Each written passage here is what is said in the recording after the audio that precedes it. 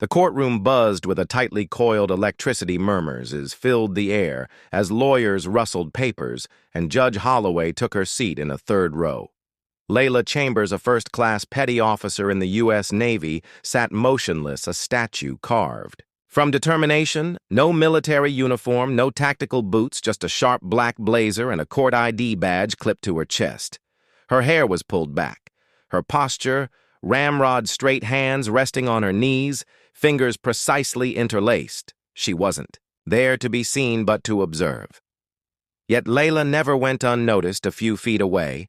Her younger brother Jordan, 21, sat at the defendant's table, too thin with dark circles under his eyes that spoke of sleepless nights he tried to appear calm, but his eyes darted to Illa every few seconds each time she offered a subtle nod, a silent message.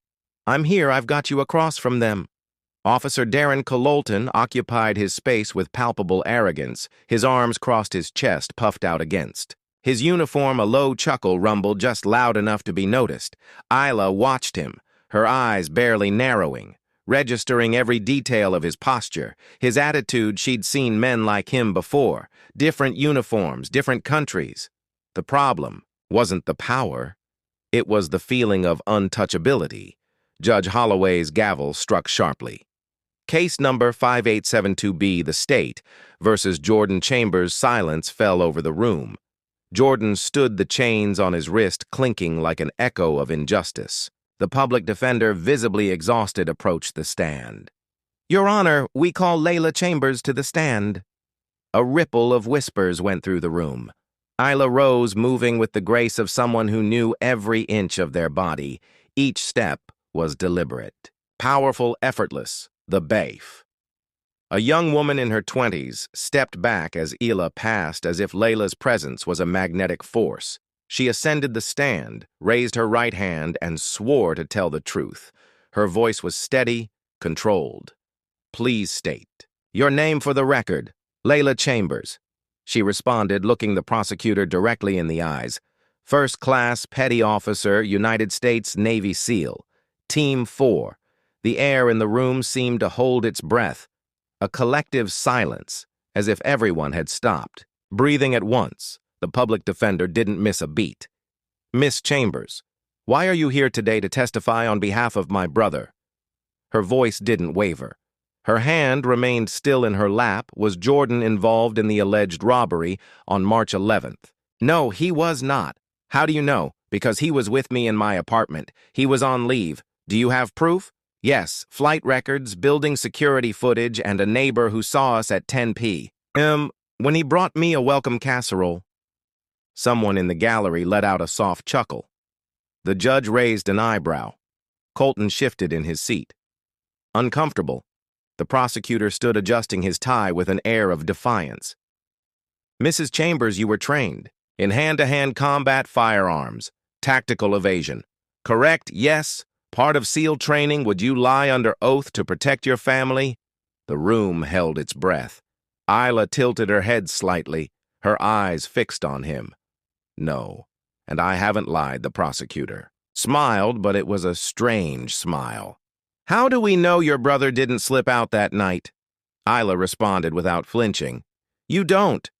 But the burden of proof rests with you, not with me." Colton let out a scoff. Isla turned her head just enough to glance. At him, her disdain was clear. "Nothing further," the frustrated prosecutor said. The judge nodded. "Miss Chambers, you may step down." Ila descended the 2 steps from the stand, her heels softly clicking on the polished floor. That's when it happened. Colton stood up and took a step towards her. His elbow shot out a quick, deliberate jab to her side. It wasn't an accident. The room gasped. The bailiff yelled, "Hey!" Illa didn't stumble. She didn't recoil, not an inch. Colton's face twisted into a smirk of satisfaction. The judge's gavel slammed down, "Order, order in this court." Illa slowly turned to Colton. Her expression hadn't changed. No anger, no fear. Just a laser, sharp gaze. "What did you just do?" the judge demanded. "I accidentally bumped into her," Colton said with a shrug. "She was right in front of you," the bail retorted. Isla looked at the judge. Permission to speak freely. The judge nodded. Isla took a step towards. Colton, I've jumped out of planes over war zones. I've been 20 feet from explosions. I've buried friends, but never not once have I been assaulted inside a courthouse. The silence was so thick, it felt solid. Your Honor, I request that Officer Colton be removed from this courtroom until my testimony is complete. The judge nodded. Balif, escort the officer out, Colton protested, but the bailiff ushered him towards the exit as he passed Isla. He leaned in and whispered, "This isn't over." She didn't move. She just whispered back, "Neither is the war." The room then knew she was no ordinary witness, and this was no ordinary trial outside the courthouse. Isla stood still as the crowd's murmurs faded. Jordan, sitting on a bench, still carried the weight of invisible chains of fear. "Are you okay, Isla?" he asked. Not looking at her, she exhaled slowly as if surfacing from a deep dive. "You're not going back in there today." Jordan looked up exhausted. "They want me to take a deal for years and a felony record to make it all go away." "Did you do it?" He looked offended. "Of course not. Then don't ever say you wanted to go away, not when you didn't do anything her." Words were firm, but her tone was soft, like a sister who had always been the anchor. Suddenly a man in a gray suit approached. "Agent Riffs," he said, offering a curt nod. "Noah," Isla responded with a hint of familiarity. "I heard what happened in there. You kicked a hornet's nest. Colleton's already filed a complaint saying you threatened an officer." Isla let out a dry laugh. "He hit me. I saw it," Noah said. "But the recordings are being scrubbed as we speak." Isla clenched her jaw. "That's obstruction. That's Tuesday around." Here, Noah muttered. Noah explained that Colton wasn't an isolated case. 6 excessive force complaints all dismissed victims who disappeared or changed their stories. "We need irrefutable proof." She said Layla scribbled a name in a notebook. Xavier. "Bell, a friend of Jordan's arrested by Colton, find him." She told Noah, "And what will you do? Get his attention?" She replied, her voice cold as steel. That night, Isla accessed restricted servers from an old laptop using her still-active military clearance. She found what she was looking for: manipulated body cam logs, falsified reports, and the courthouse video hidden in a poorly secured directory. There was Colton's elbow, his smirk, Isla's calm. She saved everything to a hard drive, Jordan watching her. Whispered, "They'll come for you." She didn't blink. Let them the next day, she met with Leah Banks, a journalist known for exposing uncomfortable truths in a makeshift office. Leah's team reviewed the evidence. "This is solid," Leah said.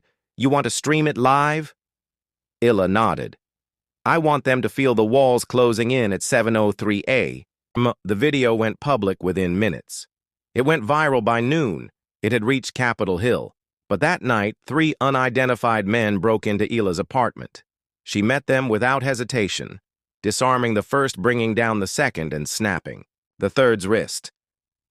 "Tell your bosses I've survived worse," she said as they fled. That on the day of the new trial, the courtroom was packed. The prosecutor, a different man, announced that all charges against Jordan were being dropped. The gavel fell. Jordan exhaled finally. Free Isla placed a hand on his shoulder, a subtle smile gracing her lips. Outside, she faced reporters. "You saw the truth now. It's time for accountability." News of Colton's arrest and a broader investigation into the precinct spread rapidly that night in her apartment. A quiet calm settled for the first time in weeks. Jordan ate heartily, while Layla on the balcony held a warm mug. The city lights twinkled beneath the moon, and though the fight wasn't over, something had shifted. She thought of those who didn't have cameras or lawyers or SEAL sisters. This victory was for them too. What are your thoughts on this story? What would you do if you were in Isla's shoes?